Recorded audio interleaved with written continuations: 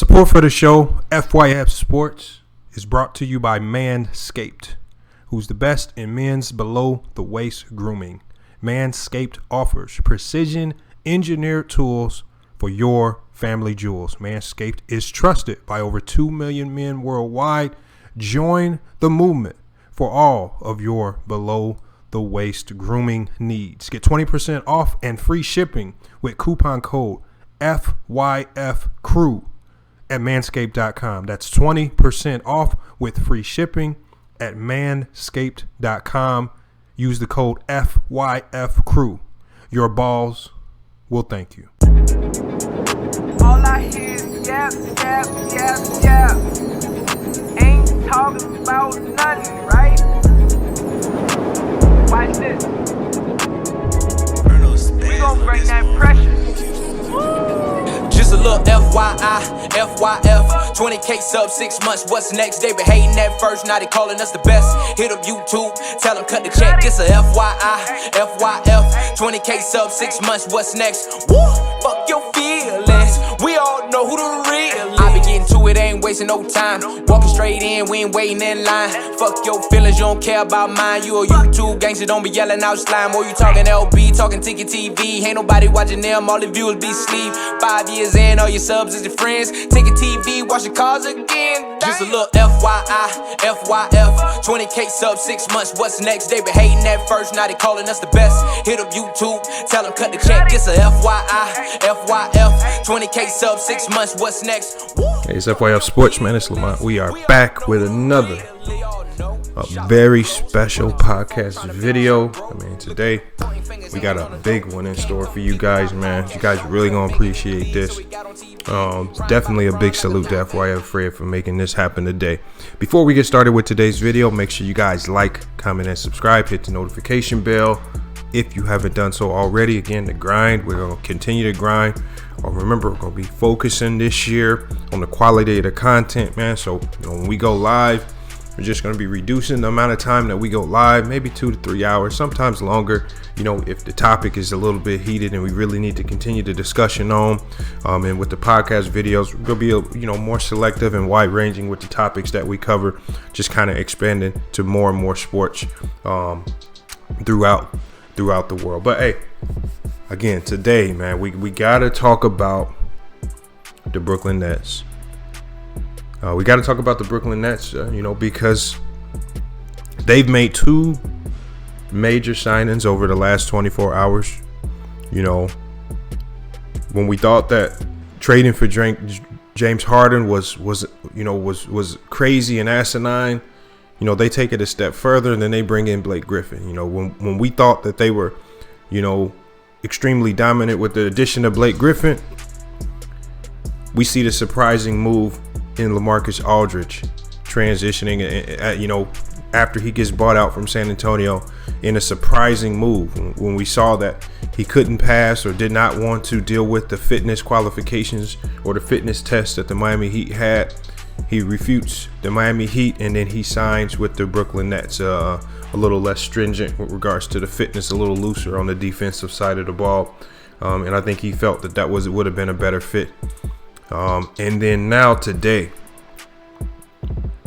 and we know they had one more remaining roster spot. I honestly thought that they just simply wouldn't even use that roster spot whatsoever. Maybe save it to bring in an additional player, maybe a more defensive minded player, just a solid player, throughout the playoffs, just to kind of shore up the roster throughout the playoffs, or at least just have that player on reserve in case injuries happen. I was, maybe in a Iman Shumpert, maybe bring back Andre Roberson, something like that. That was the impression that I had when I saw they had one remaining roster spot. But when Adrian Wojnarowski broke the news today that the Brooklyn Nets found a way and manipulated cap space to sign Thanos to a 1-year, $10 million deal, using that trade exception due to Spencer Dinwiddie's injury, I said, it's over. We talked about it on the live stream yesterday. I didn't believe that bringing in LaMarcus Aldridge was going to shore up this front line to the point where this team was unbeatable. There were many people running around just saying that LaMarcus Aldridge makes this team unbeatable. I still had a lot of questions about this team's ability to play defense. We went over the stats. We talked about the turnovers. We talked about the offensive rebounding.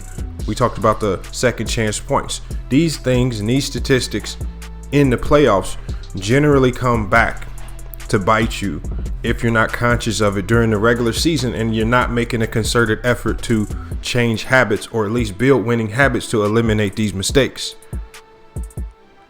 Right? And so now what the Brooklyn Nets have done is they have signed the ultimate surefire answer to all of those problems. And that's by signing Thanos to a 1-year, $10 million deal. We know with the Infinity Gauntlet, with the various stones with regards to time stones, he could reverse time, take away turnovers, redo plays. The reality stones, right? Guy James Harden can take his traveling to a new level, right? Refs won't see it. They'll see a new version of reality that doesn't look like a travel. I mean, it essentially, and this is on top of the fact that, Thanos stands, at about 12 feet tall, weighing at about 600 pounds. You talk about an interior, defender, man. This man is probably, going to be the most unstoppable force under the rim. And that's something that we now have to, we really have to take in effect. Who do the Lakers have that can guard this guy? Any team in the league. I mean, we know that Joel Embiid's been a force. We know that Giannis Antetokounmpo's been a force. All right. But just strength-wise, do they have the strength and speed, to deal with this guy, who we know he can guard the perimeter. All right. He can guard the interior. He can get up and down the court with no problem. So, I mean, I think this move right here definitely locks in the championship for the Brooklyn Nets. I think they're extremely overpowered. It's the ultimate cheat code. When we talk about cheat codes, and with Adam Silver, how could he allow something like this to happen? I can understand the signing, but allowing the use of the Infinity Gauntlet in game, that's completely ridiculous right there. Now, I know that Adam Silver just didn't want to be that one man standing in the way, just standing there to say, oh, you can't use that Infinity Gauntlet. And then with one snap of the finger, he's gone. So I can understand the threat level, or, as to why he made that particular decision. But really, to really get a true understanding of why this move was made, I think it's best if we just had the conversation directly with Thanos ourselves. Now, with the help of FYF Fred, we know he has a lot of connects, not just here in on Earth, but also on other planets as well. Fred was able, to reach out to one of his best friends, and his best friend actually put us in communication. So we actually got on hold right now. We actually got Thanos on hold right now. We're going to be bringing him in here in a few seconds, just to give him and I know he's right now he's making a transition from one planet to another, so he has a lot of stuff going on, so he can get over here to prepare for his first game as a Brooklyn Net. But we're going to be asking him a series of questions because, again, right now it's the motive. Why? I mean, he's done a number of things, throughout his lifetime.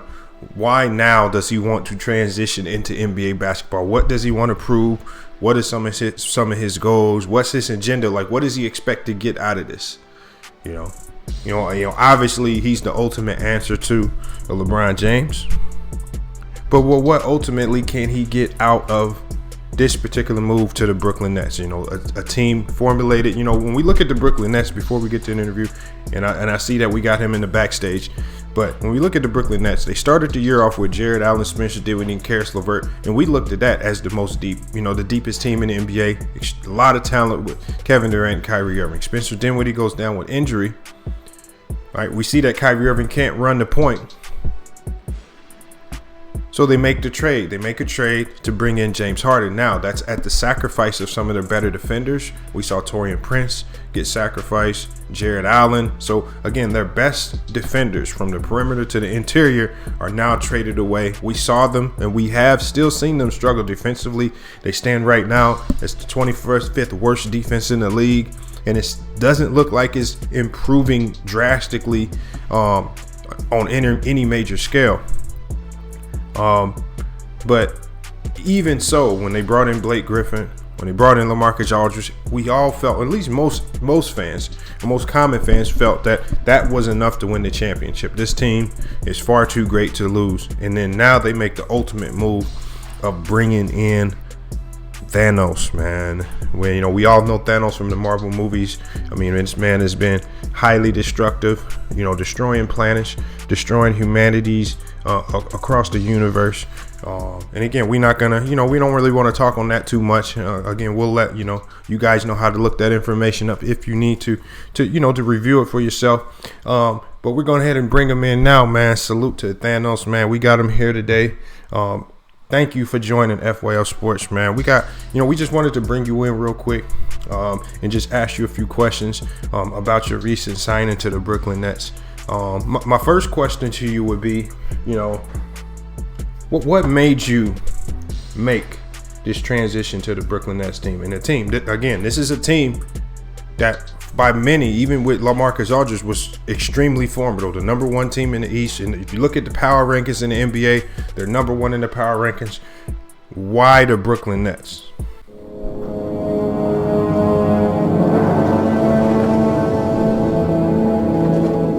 I know what it's like to lose. I feel so desperately that you're right. Yet to fail, nonetheless. Okay, now,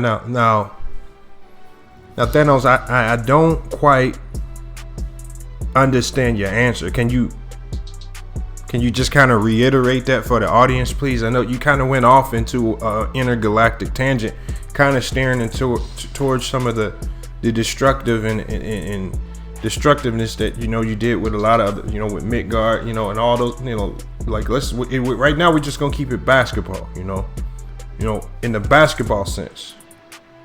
Why did you make this move? Run from it, destiny arrives all the same.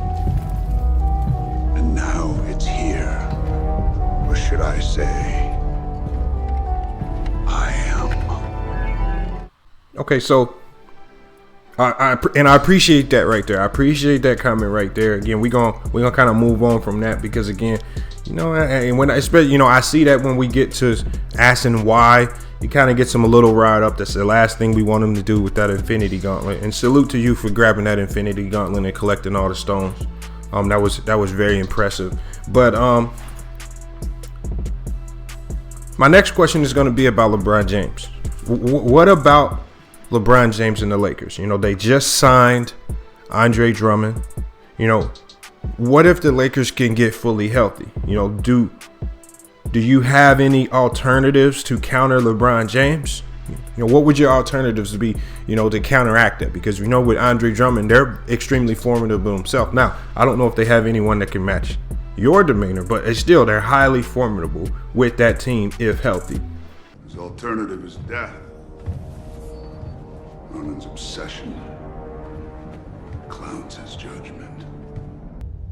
I guess that does make sense to a certain degree. You know what, and I know we got a lot of subscribers who chimed in because when I posted the news that you were making this big time move to the Brooklyn Nets, when I posted it on our community post, I had a number of questions just flooding in from subscribers. So one of the questions from a subscriber by the name of Carl Bridgewater, and salute to Carl Bridgewater, a longtime subscriber here at FYL Sports. Carl Bridgewater had a question, and I actually wanted to ask you that question.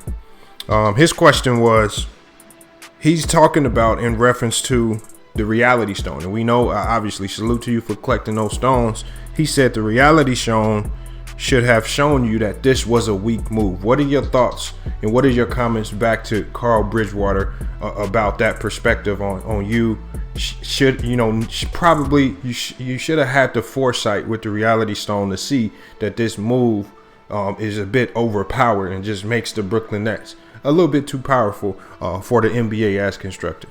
Reality is often disappointing. That is, it was. Now, reality can be whatever I want.